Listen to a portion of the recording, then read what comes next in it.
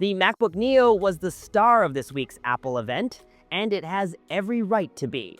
But it's been a big week for Apple, and as promised, we also went hands-on with every other device announced this week. Hi, I'm MICHAELJOSH, your gadget matchmaker, and over the last decade, I've made it my job to show people around the world that tech can be easy, fun, and exciting. On this channel, I give you special access to the gadgets I review, the places I go, the things that bring me joy, and all the interesting people I get to meet along the way. So, if you love Apple devices as much as I do, give this channel a like and subscribe, and I'll help you find the right one to match your needs. In this video, we're going hands-on with the new iPhone, iPad, Macs, and Studio displays.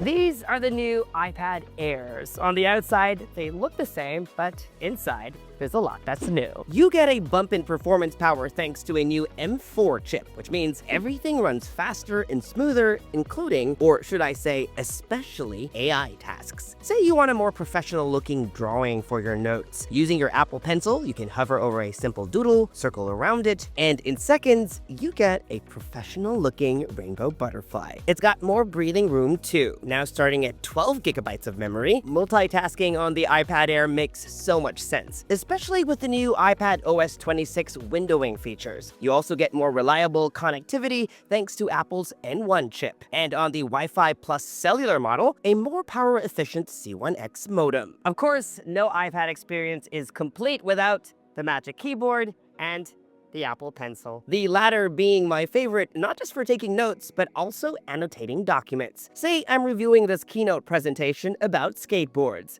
With continuity, I can seamlessly connect my screen to my iPad, annotate with my Apple Pencil, and have my notes instantly reflect on my Mac. It's still available in 11 and 13-inch models, and in 4 beautiful colors: Starlight, Blue, Purple, and Midnight. The 11-inch iPad Air is $599. Got more Apple products to talk about in this video, but first, I know a lot of you are thinking about accessories, especially if you use your iPad for taking notes, sketching, or marking up documents like I do. And if you do, you'd know writing directly on glass doesn't always feel great. And that's why I'm a longtime user of Paperlike 3. Paperlike 3 is the latest version of their screen protector designed to recreate the feel of premium paper and pen on your iPad. It uses the newest evolution of their nanodot surface technology, a micro texture refined over the years to give you that ideal friction and consistent tactile feedback. So your handwriting looks better, your brushstrokes feel more controlled without sacrificing screen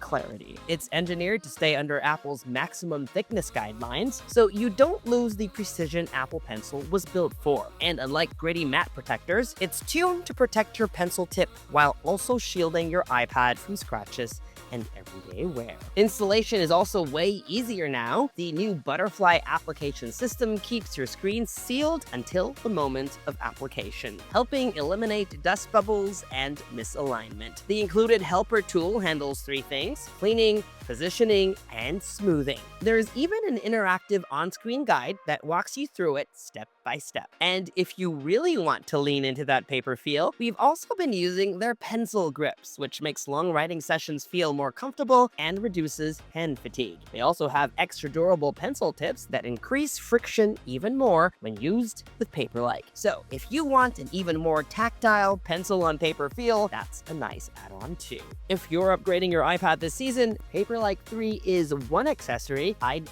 definitely consider. It's $49.99 for a 2-pack. I'll leave a link in the description box below. You might be noticing a theme: $599. We have the MacBook Neo for $599. Next up is the $599 iPhone, the iPhone 17e. It's available in 3 colors, the usual black and white, and this year, there's an all-new soft pink. I love that it pairs beautifully with the new MacBook Neo in blush. Comment below if this is a combo you're rocking this year. Up front is Ceramic Shield 2, giving it up to 3 times better scratch resistance compared to last year's iPhone 16e. On the back, it's got a 48-megapixel Fusion camera, and while there's only one, you can still take beautiful portraits with it, and now change the focus point after taking the shot. As an iPhone Air user, I can tell you that one camera is more than sufficient. efficient for everyday needs. New this year is MagSafe support, so All your favorite accessories work, like this fine woven wallet, tripods and mounts, and wireless chargers, powered by the same A19 chip found on the iPhone 17. Plus the C1X modem, which is 2 times faster than last year's C1, and double the starting storage at 256 gigabytes. The iPhone 17e is no slouch. It's a great iPhone for students, anyone looking into trying an iPhone for the first time, or really anyone who wants an iPhone without spending flagship money. everybody's favorite MacBook just got an upgrade. These are the new 2026 MacBook Airs powered by M5. Base models has 16 gigabytes of RAM and 512 gigabytes of storage, which is double what you get compared to last year, all of which translates to faster and smoother tasks, whether it be for work or play. You also get up to 18 hours of battery life in a relatively slim and light chassis. Available in 13 and 15 inches, or should I say 13.6 and 15.4 respectively. In case you're wondering, it's slightly bigger than the MacBook Neo, which comes with a 13-inch screen diagonally. It's available in 4 colors: silver, starlight, midnight, and obviously my favorite, sky blue. The MacBook Air starts at $1099. And for us power users is the new 14 and 16-inch MacBook Pro, now powered by the M5 Pro and M5 Max. With up to 128 gigabytes of memory, starting storage of 1 terabyte, 2 times faster SSD, these are the ultimate creator laptops. If you're someone who works in design, film, or music production, these are the ones you should consider, especially when work takes you around the world. The 14-inch MacBook Pro with M5 Pro starts at $2199, while the M5 Max model starts at $3599.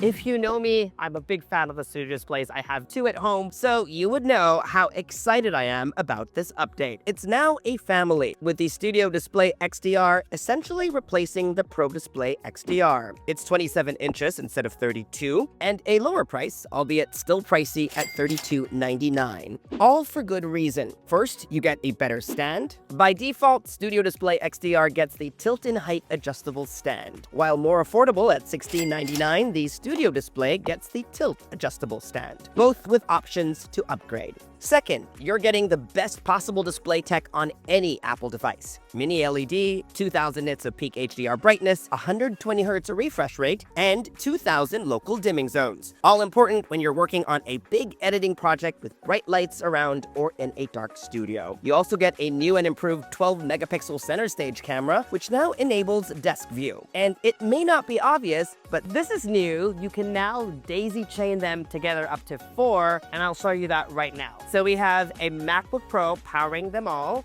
connected to a Thunderbolt cable.